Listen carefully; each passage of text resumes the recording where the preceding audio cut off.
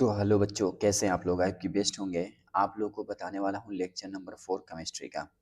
देखिए लेक्चर 4 में क्या पढ़ेंगे। सबसे पहला टॉपिक पढ़ने वाले हैं सॉल्युबिलिटी के बारे में। It's very most important point for you. देखिए सॉल्युबिलिटी क्या होता है, सिंपल में इसको समझाऊंगा, आप समझने की कोशिश करिए। देखिए सॉल्युबिलिटी क्या होता है कि द अमाउंट ऑफ सब्सटेंस यानी solute in gram dissolve in unit volume of a particular solvent to form saturated solution under given temperature and pressure is called solubility। यानी क्या बोल रहा है मान लीजिए मेरे पास ये कंटेनर है और इस कंटेनर में 1 लीटर सॉल्वेंट है। ठीक है, जो भी मैं पानी लिया हूँ या कुछ भी लिया हूँ 1 लीटर है पानी मान लिया हूँ मैं। ठीक है, वाटर 1 लीटर सॉल्वेंट है। ठीक है, अब इस सॉल्वेंट में मैं क्या कर रहा हूँ, सॉल्यूट के अमाउंट मिलाते जा रहा हूँ। अमाउंट ऑफ सॉल्यूट इसमें डिजोल्व करते जा रहा हूँ करते जा रहा हूँ करते जा रहा हूँ। और ये इतना ज़्यादा डिजोल्व कर रहा हूँ ना कि ये सेचुरेटेड सोल्यूशन बन रहा है। देखिए सेचुरेटेड सोल्यूशन, जब सेचुरेटेड सॉल्यूशन ये बन जाएगा under given temperature and pressure पे, तो इसको हम नाम देते हैं सॉल्युबिलिटी। यानी amount of substance in gram dissolve in unit volume of particular solvent to form saturated solution.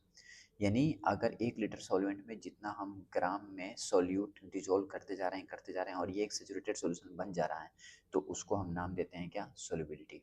ये आपका सॉल्युबिलिटी है। ठीक है, और इसकी जो यूनिट होती है ना, सबसे बड़ा रोल अदा करती है ग्राम पर लीटर या मोल पर लीटर। याद रखिएगा, जो सॉल्युबिलिटी है उसकी यूनिट मोल पर लीटर या ग्राम पर लीटर होती है, उसी तरह कंसंट्रेशन उसका भी यूनिट मोल पर लीटर होता है। तो कंसंट्रेशन और सॉल्युबिलिटी की यूनिट सेम होती है, मोल पर लीटर, याद रखिएगा। अब देखिए यहाँ पे लिखा है फैक्टर अफेक्टिंग ऑफ सॉल्युबिलिटी, यानी सॉल्युबिलिटी को इफेक्ट करने वाले फैक्टर कौन होते हैं। सबसे पहला फैक्टर जो सॉल्युबिलिटी को इफेक्ट करता है उसका नाम है nature of solute and solvent. Solute solvent का नेचर, रूल क्या होता है, लाइक डिजोल्व लाइक।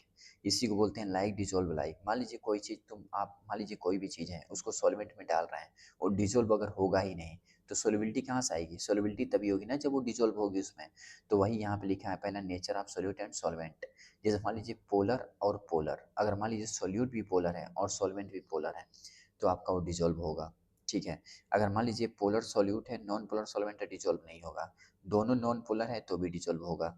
अगर एक नॉन पोलर है एक पोलर है तो डिजोल्व नहीं होगा।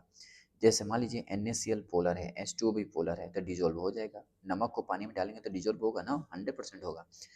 ऑयल और वाटर, अगर पानी में तेल डालेंगे तो डिजोल्व होगा नहीं, क्योंकि ये नॉन पोलर है और ये पोलर है, नहीं होगा। ठीक है, अब दूसरा है टेम्परेचर का इफेक्ट, मतलब टेम्परेचर फैक्टर। इसमें क्या होता है, सॉलिड इन लिक्विड की बात करता हूँ। देखिए अगर टेम्परेचर बढ़ाएंगे सॉल्युबिलिटी बढ़ेगी। फॉर एंडोथर्मिक के लिए, एंडोथर्मिक क्या होता है, एक्सो मतलब होता है निकलना, एग्जिट होना हीट का। एंडो मतलब होता है एब्जॉर्ब, यानी जहाँ हीट एब्जॉर्ब होती है वो आपका एंडोथर्मिक होता है, याद रखिएगा। तो इस कंडीशन में टेम्परेचर बढ़ने पे सॉल्युबिलिटी बढ़ती है। तो अभी आपको बताया मैंने टेम्परेचर का इफेक्ट सॉल्युबिलिटी के साथ। अब देखिए ये आपके सामने दिखाई दे रहा है KNO3, NaNO3, KCl और NaCl। सॉल्युबिलिटी इसकी बढ़ाने पे, टेम्परेचर बढ़ाने पे सॉल्युबिलिटी बढ़ती है। Because according to Le Chatelier's principle, adding heat to system that absorb heat endothermic will shift equilibrium towards dissolution process and allowing more solute to dissolve and increasing solubility। जानते हैं क्या बोल रहा है, बोल रहा है कि कुछ सब्सटेंस ऐसे हैं दुनिया में जिसकी टेम्परेचर बढ़ाएंगे तो सोलिबिलिटी बढ़ेगी, बिकॉज वहाँ पे एंडोथर्मिक होगा और एंडोथर्मिक में हीट क्या होती है, एब्जॉर्ब। तो सिंपल फंडा है, हीट एब्जॉर्ब करेगा अगर ये, तो इसकी सोलिबिलिटी तो बढ़ेगी ही। ठीक है, अगर रिलीज करता तब सोलिबिलिटी नहीं बढ़ती, लेकिन यहाँ पे हीट एब्जॉर्ब कर रहा है इसलिए सोलिबिलिटी बढ़ जाएगी। यहाँ देखिए फॉर एग्जांपल एक्जोथर्मिक की अगर मैं बात करूँ, एक्जोथर्मिक के केस में क्या होगा, अच्छा ये एंडोथर्मिक था, एक्जो में क्या होगा, देखिए हीट रिलीज होती है और यहाँ पे टेम्परेचर बढ़ाएंगे तो सोलिबिलिटी घट जाएगी। याद रखिएगा, जब भी आपसे एंडो की बात करेगा तो सोलिबिलिटी बढ़ाने पे, टेम्परेचर बढ़ाने पे सोलिबिलिटी बढ़ेगी, और जब एक्जो की बात करेगा टेम्परेचर बढ़ाने पे सोलिबिलिटी घट जाएगी। जैसे आप देख सकते हैं कुछ substance Na2CO3 H2O Li2CO3 CSO4 का ट्वाइस, ये सब ऐसे हैं जिनका टेम्परेचर बढ़ाएंगे तो सोलिबिलिटी घट जाती है। ठीक है, इट्स वेरी मोस्ट इंपॉर्टेंट, याद रखिएगा ये। देखिए हम लिखा हुआ with increase in temperature then equilibrium shift in the release direction so as to nullify effect of the increased temperature। ठीक है, याद रखिएगा ये पॉइंट बहुत इंपॉर्टेंट है, ये वाला पॉइंट। ये देखिए नोट, गैस इन लिक्विड की बात करता हूँ। अब गैस और लिक्विड की बात करा जाए, टेम्परेचर बढ़ाने पे सोलिबिलिटी कम होती है गैस की। टेम्परेचर बढ़ाने पे गैस की सोलिबिलिटी कम हो जाती है। अगर गैस लिक्विड की बात की जाए, ठीक है, इन कोल्ड ड्रिंक देखे होंगे, उसमें CO2 जब ज़्यादा होता है, मिक्स करते हैं, तो टेम्परेचर क्या भाई, टेम्परेचर कम करने पे CO2 क्या होगा, मिक्स तो होगा ही उसमें कोल्ड कंडीशन में। इन कोल्ड ड्रिंक कोल्ड मतलब ठंडा ड्रिंक जो होता है उसके अंदर CO2 मिक्स होता है। और उसमें क्या होता है कि अगर हम टेम्परेचर बढ़ाते हैं तो CO2 क्या होगा, ज़्यादा मिक्स होगा ठंडे में, याद रखिएगा। यानी कोल्ड ड्रिंक में CO2 ठंडे टेम्परेचर पर ज़्यादा डिजोल्व होता है, याद रखिएगा ये बात, कि कोल्ड ड्रिंक के अंदर भाई जो CO2 होता है, अगर कोल्ड ड्रिंक ठंडा है तो CO2 ज़्यादा मिक्स होगा, उसमें ज़्यादा CO2 मिक्स होगा, टेम्परेचर कम होगा, CO2 ज़्यादा मिक्स होगा। बस यही कॉन्सेप्ट है, याद रखिएगा ये, ठीक ना। यहाँ पे ये क्या लिखा है, तीसरा प्रेशर के बारे में लिखा है। प्रेशर क्या है, सॉलिड और लिक्विड की बात करूँ मैं, अगर प्रेशर बढ़ाएंगे तो सॉल्युबिलिटी पे कोई इफेक्ट नहीं पड़ेगा। कब, जब सॉलिड और लिक्विड के लिए बात की जाए, ठीक ना। प्रेशर बढ़ाने या घटाने पर सॉल्युबिलिटी ऑफ लिक्विड में कोई इफेक्ट नहीं होता है, अगर लिक्विड और सॉलिड की बात की जाए तो, याद है, ठीक है ना, याद रखिएगा ये बात। आगे देखिए क्या, देखिए गैस के लिए अगर प्रेशर में बढ़ाऊंगा, ठीक है, तो सोल्युबिलिटी ऑफ गैस बढ़ेगी, ये बात याद रखिएगा। अगर प्रेशर बढ़ाएंगे, गैस की बात कर रहा हूँ, सॉलिड लिक्विड की बात नहीं कर रहा हूँ। अगर प्रेशर बढ़ाएंगे तो सोल्युबिलिटी ऑफ गैस बढ़ेगी, लेकिन सॉलिड लिक्विड में ऐसा नहीं था, याद रखिएगा। यहाँ पे क्या है, it follow Henry law, because ये हेनरी लॉ को फॉलो करेगा। अगर गैस का प्रेशर बढ़ाएंगे सोल्युबिलिटी बढ़ जाएगी, because it follow Henry law. यहाँ देखिए, अभी हेनरी लॉ क्या होता है बताऊंगा। यहाँ देखिए, presence of other solutes, common ion effect, जिस मान लीजिए कॉमन आयन इफेक्ट के कारण क्या होता है, सोल्युबिलिटी कम हो जाती है, याद रखिएगा ये। तो ये एक बार एग्जाम में आ चुका था कि कॉमन आयन इफेक्ट से सोल्युबिलिटी क्या होती है, तो ये आपका सोल्युबिलिटी कम हो जाती है। ये देखिए पॉलीमर पॉलीमॉर्फिज्म, देखिए पॉलीमॉर्फिज्म क्यों बता रहा हूँ आपको, नहीं बताता, इंपॉर्टेंट इसलिए बता रहा हूँ। देखिए क्या है, the phenomena in which substance exist in exist in more than one crystalline form but has same chemical composition. देखिए अगर मान लीजिए कोई सब्सटेंस ऐसा है जो दो या दो से अधिक फॉर्म में एग्जिस्ट करता है, ठीक है, और उसका केमिकल कंपोजिशन क्या है, सेम है, तो उसको हम बोलते हैं पॉलीमॉर्फिज्म। जैसे एग्जांपल मैं दे रहा हूँ, जैसे उसका केमिकल फार्मूला सेम होना चाहिए, क्रिस्टलाइन स्ट्रक्चर डिफरेंट होना चाहिए। जैसे आप देख सकते हैं कैल्साइट CaCO3 जो होता है ना, ये कैल्साइट का फार्मूला है, और ये है एरेगोनाइट एरेगोनाइट एर एरोगोनाइट एरोगोनाइट CaCO3 इसका नाम है। मतलब आप बोल सकते हो ना कि ये जो CaCO3 है, CaCO कैल्शियम कार्बोनेट दोनों है, लेकिन दोनों का नाम अलग क्यों रखा गया, क्योंकि इन दोनों का नाम जो क्रिस्टल स्ट्रक्चर है ना वो डिफरेंट होता है, याद रखिएगा। इन दोनों क्रिस्टल स्ट्रक्चर डिफरेंट, इसलिए इसका नाम अलग है, कैल्साइट एरोगोनाइट, ठीक है, एरोगोनाइट। अब यहाँ देखिए, ये तो वही हिंदी में लिखा हूँ मैं, कोई मतलब नहीं। देखिए अगर टेम्परेचर बढ़ाते हैं तो पॉलीमॉर्फिज्म जो होता है ना, इसकी सॉल्युबिलिटी पे कोई इफेक्ट नहीं पड़ता है, इसलिए मैंने इसको बताया। देखिए इसको बताने का मेरा मकसद मेन ये था कि आपको ये भी पता होना चाहिए कि कुछ सब्सटेंस ऐसे हैं जिसका अगर हम टेम्परेचर बढ़ाएंगे तो उसकी सॉल्युबिलिटी पे कोई इफेक्ट नहीं पड़ेगा, ठीक है। रीज़न क्या है, सेम आयन होते हैं इसमें, इनके आयन क्या होंगे, सेम होंगे, यही रीज़न है कि कोई इफेक्ट नहीं पड़ेगा पॉलीमॉर्फिज्म की सॉल्युबिलिटी, ठीक ना, याद रखिएगा। क्या होती है, नॉट इंक्रीज करती है ना डिक्रीज करती है। अब देखिए ट्रांजिशन टेम्परेचर, देखिए कभी कभी क्या होता है ना कि ट्रांजिशन टेम्परेचर के बारे में स्टूडेंट को पता नहीं होता है, डायरेक्ट बोर्ड में आ जाता है। तो ये ट्रांजिशन टेम्परेचर क्या होता है, देखिए the temperature at which one form of the substance changes into another is called transition temperature. Thus in case of the sodium sulphate की बात करता हूँ, देखिए ये सोडियम सल्फेट है, अगर इसको 32.4 डिग्री सेल्सियस से ज़्यादा टेम्परेचर देंगे तो इसके जो वाटर मॉलिक्यूल होंगे ना ये बाहर निकल जाएंगे और Na2SO4 बन जाएगा। और फिर अगर इससे कम टेम्परेचर रखेंगे, 32.4 से कम रखेंगे, तो इसमें कोई इफेक्ट नहीं पड़ेगा, ये वही के वही रहेगा, ठीक है। तो याद रखिएगा इस टेम्परेचर को, जिस टेम्परेचर पे इसके पूरे वाटर मॉलिक्यूल बाहर चले जा रहे हैं, इस टेम्परेचर को हम क्या नाम देते हैं, ट्रांजिशन टेम्परेचर बोलते हैं। Temperature at which one form of substance changes into another is called transition temperature. ऐसा टेम्परेचर जिस पर सब्सटेंस का एक रूप दूसरे रूप में बदल जाता है, ट्रांजिशन टेम्परेचर होता है। It's very most important point for you. अब देखिए सोलिबिलिटी कर्व की बात करते हैं। देखिए सोलिबिलिटी कर्व पूछा नहीं जाता है, लेकिन ये बता रहा हूँ इसलिए क्यों, ताकि वो मालूम चले कि कुछ कर्व भी बनते हैं। देखिए होता क्या है कि जहाँ कहीं भी इंक्रीजिंग डिक्रीजिंग आती है तो वहाँ पे कर्व बनना पॉसिबल होता है। जैसे यहाँ सोलिबिलिटी, यहाँ टेम्परेचर है, अभी बताया मैंने टेम्परेचर का इफेक्ट होता है सोलिबिलिटी में। तो देखिए कुछ मटेरियल ऐसे हैं, मान लीजिए टेम्परेचर ये देख रहे हैं और ये देख रहे हैं सोलिबिलिटी। देखिए यहाँ पे ये कुछ मटेरियल हैं, KCl हो गया, NaCl हो गया, CSO4 हो गया, ट्वाइस हो गया। इनकी सोलिबिलिटी आप देख सकते हैं पहले क्या हुआ है, घटा है। देख सकते हैं ना, घटा हुआ है ना सोलिबिलिटी। कब? जब टेम्परेचर इंक्रीज किया है, यानी जैसे टेम्परेचर इंक्रीज किया है इनकी सोलिबिलिटी क्या होती गई है, कम होती गई है।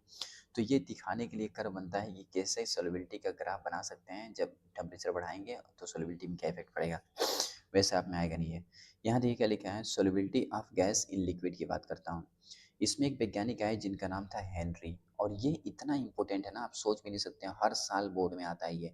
एक्सप्लेन अबाउट हेनरी लॉ, यहाँ तक कि इस बार भी बोर्ड में आया था कि हेनरी लॉ क्या होता है, एक्सप्लेन करिए। देखिए हेनरी लॉ क्या होता है, solubility of gas in liquid directly proportional to partial pressure of that gas above liquid surface, या इसको ऐसे लिख सकते हैं, the amount of gas dissolve in liquid directly proportional to the external pressure applied on it. मतलब ये बोल रहा है कि अगर मान लीजिए आपके पास एक कंटेनर है और इसमें लिक्विड है और ऊपर गैस है, आप देख सकते हैं गैस है, ऊपर से जब आप एक्सटर्नल प्रेशर अप्लाई करेंगे, ये गैस मॉलिक्यूल इस लिक्विड में जाके क्या होगा, मिक्स होने लगेगा।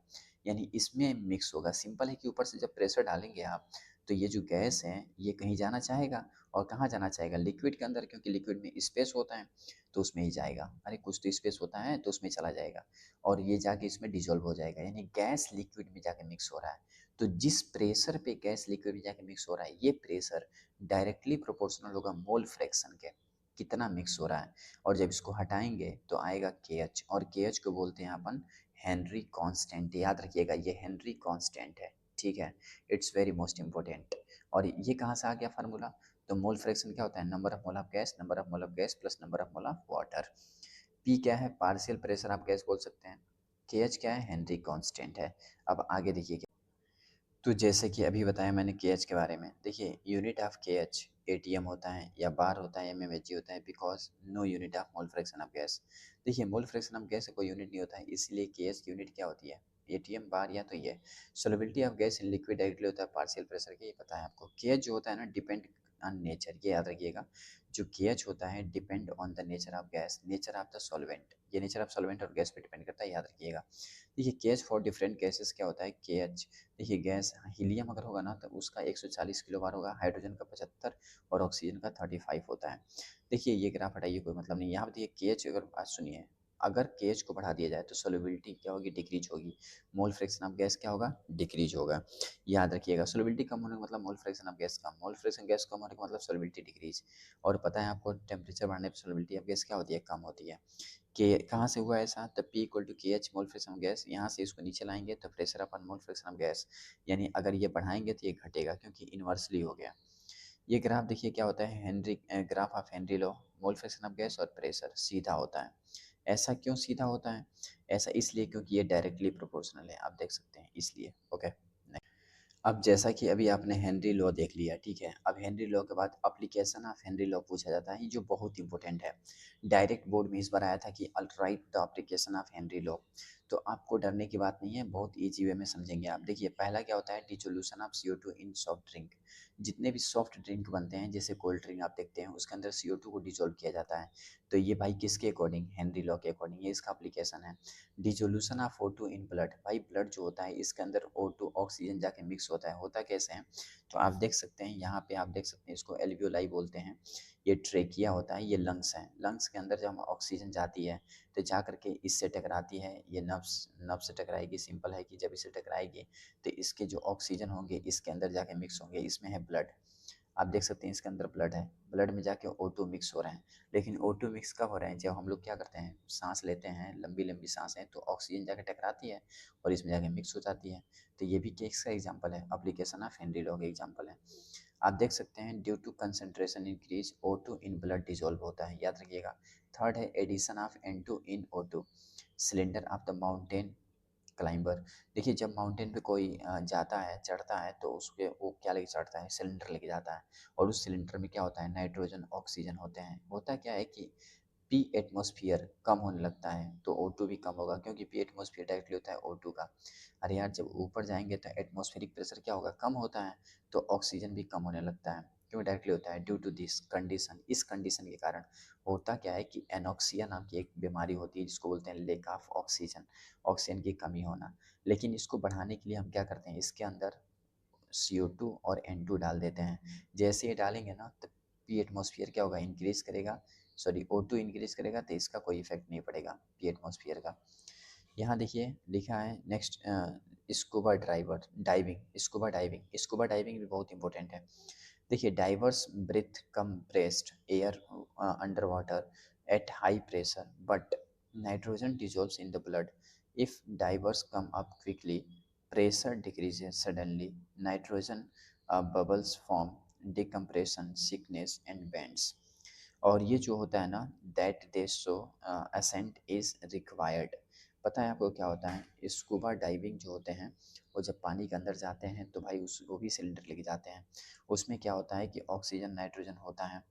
जैसे वो क्या करते हैं भाई, जब जाएंगे एट हाई प्रेशर पे क्या होता है, मोर नाइट्रोजन डिजोल्व इन ब्लड, हमारे ब्लड में और नाइट्रोजन बहुत ज़्यादा डिजोल्व होने लगता है ना। और if diverse come up quickly, और जब वो नीचे से ऊपर आते हैं तो प्रेशर डिक्रीज होती है, और सडनली अचानक नाइट्रोजन बबल्स क्या होता है, फॉर्म होने लगता है, ठीक है, ब्लड के अंदर। और होता क्या है कि ये एक सिकनेस, हमें कमजोरी महसूस होने लगती है, और हम बीमार पड़ जाते हैं, बेंड्स जिसको बोलते हैं। और ये मेडिकल मेडिकल में दिखाने लायक होता है, आपको दिखाना पड़ेगा डॉक्टर से, सही करने के लिए मेडिसिन लेना पड़ेगा।